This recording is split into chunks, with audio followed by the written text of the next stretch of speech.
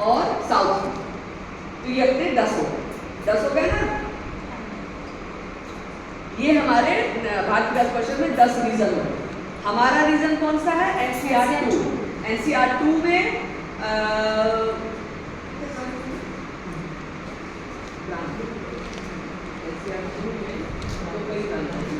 अवध में अब तो 5-6 हो गए, 6 हाँ टोटल 6 हो गए, जिसमें हाँ 3 एनसीआर 2 में 6 प्रांत हैं, जिसमें 3 एक में, जिसको मैं सोचने को लगा ना हमारे पास 4 यूनिवर्सिटी।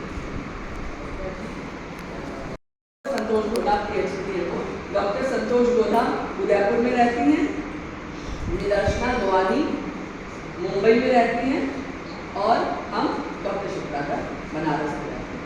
3 नेशनल वाइस चेयरपर्सन होते हैं, 1 नेशनल सेक्रेटरी होते हैं। पिछले 4 वर्षों तक हम भी नेशनल सेक्रेटरी थे, अब इस साल हम नेशनल वाइस चेयरपर्सन बन गए। इस समय जो नेशनल सेक्रेटरी हैं वो श्रीमती गीता गुप्ता जी, वो खुद भी एक प्रोफेसर हैं, हरियाणा रोहतक में रहती है। ठीक है, अच्छा ये तो हो गया नेशनल की 3 पोस्ट हो गई नेशनल की। अब उसके बाद रीजन की पोस्ट आती है, तो हमारे परिषद में टोटल 10 रीजन। अब वो 10 रीजन भी आपको जान चाहिए क्या है। हमारे 4 डायरेक्शन हैं, north south east west, 4 direction है, और हमारे 10 रीजन हैं। 10 रीजन में से 6 हमारे नॉर्थ के हो गए। कैसे हुए? एक नॉर्थ 1, एक नॉर्थ 2, फिर नॉर्थ सेंट्रल रीजन 1, एनसीआर 1 जिसको कहा जाता है। नॉर्थ सेंट्रल, इसको लिखिए, ऐसे नहीं समझ आएगा। NCR 1 north central region 1, north central region 2 जिसमें कि हम लोग हैं। एनसीआर 2 में हम लोग हैं काशी प्रदेश। ठीक है, ये हो गया 4 नॉर्थ के, और उसके बाद नॉर्थ वेस्ट और नॉर्थ ईस्ट। 6 नॉर्थ से हमने बोला था ना कि टोटल 10 और हैं, जिसमें से 6 नॉर्थ के नाम से, north 1, north 2, NCR 1, NCR 2, north west और नॉर्थ ईस्ट। नॉर्थ वेस्ट में अपना राजस्थान का आ जाएगा, और नॉर्थ ईस्ट में वो मणिपुर और असम ये सब आ जाएगा। ठीक है, फिर एक हो गया सेंट्रल रीजन। शादियां होती थी तो कहा जाता था बेटा वही तुम्हारा घर है, अब वही तुमको सब कुछ करना है, और नरम नरम होकर बेटा संभाल लो। आजकल थोड़ा सा हम लोग ये चीज़ चेंज कर दिए। अब हम लोग कहते हैं बेटा डरना नहीं, हम हैं तुम्हारे साथ, हम हैं तुम्हारे, कोई दिक्कत हो तुरंत बता। और दूसरे हमारा ये मोबाइल, हर क्षण मेरे वहाँ बैगन की सब्जी बनी, आलू की सब्जी बनी, भिंडी की सब्जी बनी, सही बात, ऐसा हुआ कैसा हुआ। तो इससे जो फायदे जितने हैं शायद नुकसान ज़्यादा है। तो कोशिश ये करना है कि इसका हम फायदा ही लें, नुकसान ना करें। तो प्लीज़ अपने बच्चों को, हम ये नहीं कहेंगे अपने बेटियों को, अपने बेटों को, क्योंकि भाई हम सभी जानते हैं कि हम लोग भी किसी और घर से नए घर में आए थे, नए परिवेश में आए थे, एडजस्ट करने में टाइम लगा था। ऐसे ही हमारी बेटियों को भी लगेगा।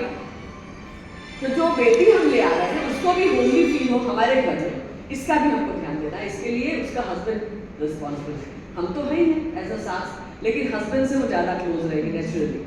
तो उसको भी हमको शिक्षा देना है कि बेटा वो दूसरे घर से आई है, उसका तुमको ध्यान रखना। और बेटी को ये समझाना, बेटा तुम दूसरे घर जा रही हो, तुम्हारे वहाँ के जो संस्कार थे, तुम्हारे वहाँ का जो खान पान था, जो पहनावा था, जरूरी नहीं है तुमको वहाँ वैसी चीजें मिले। कुछ अपने में चेंज ला, कुछ वहाँ में चेंज ला, मिला के कोशिश करो, क्योंकि ऐसे अगर रहा तो फिर हमारा समाज चल नहीं पाएगा। क्योंकि हम सभी जानते हैं कि शायद भारत ही एक ऐसा देश अब बचा है जहाँ परिवार अभी चल रहा है, और अगर यहाँ भी नहीं रहेगा ये सिस्टम, अगर हम इतना ज़्यादा वेस्टर्नाइज हो जाएंगे तो ये शायद ठीक नहीं होगा।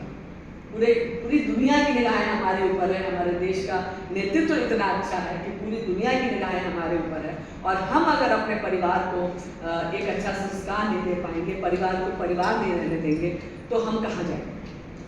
तो इसके लिए हम सब बहनें ही रिस्पॉन्सिबल हैं, और इसका हम पूरा ध्यान रखें।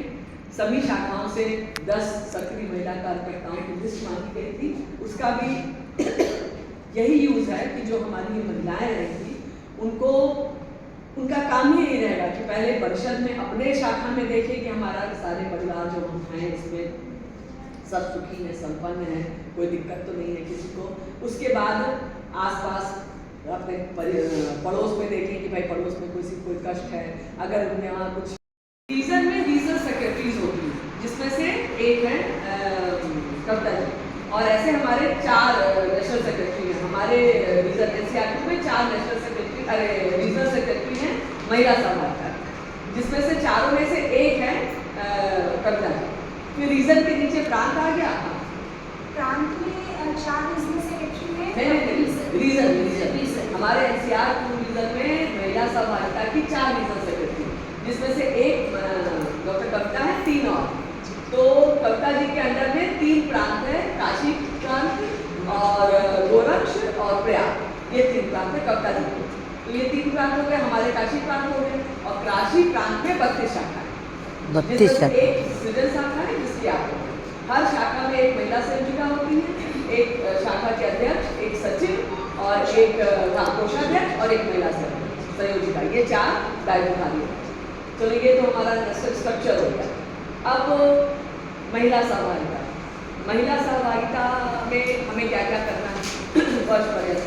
तो हमारे भारत विकास परिषद का आपने स्लोगन सुना होगा, स्वस्थ, समर्थ और संस्कारित भारत। और समझ लो यही है हमारी महिला सहभागिता। स्वस्थ के लिए हम लोग एनीमिया यानी कुपोषण मुक्त भारत करते हैं, समर्थ के लिए हम लोग आत्मनिर्भर भारत करते हैं, संस्कार के लिए हम लोग बाल संस्कार करते हैं, और उसके अलावा और हमारे 3 प्रोजेक्ट्स हैं, जिसमें एक है बहुत पहले से हम लोगों ने कन्या को गोद लेने का, जिसके लिए कहा गया था कि हर शाखा कम से कम 2 कन्याओं को गोद ले। अब ऐसा केंद्र से है कि हर शाखा में प्रत्येक कार्यकर्ता एक कन्या को गोद ले।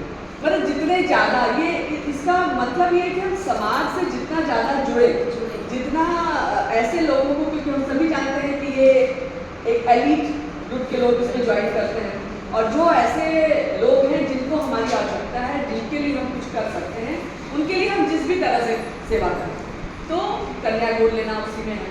और आजकल एक बहुत बड़ा प्रकल्प चला है परिवार प्रबंधन, अभी उसके विषय में हम आएंगे।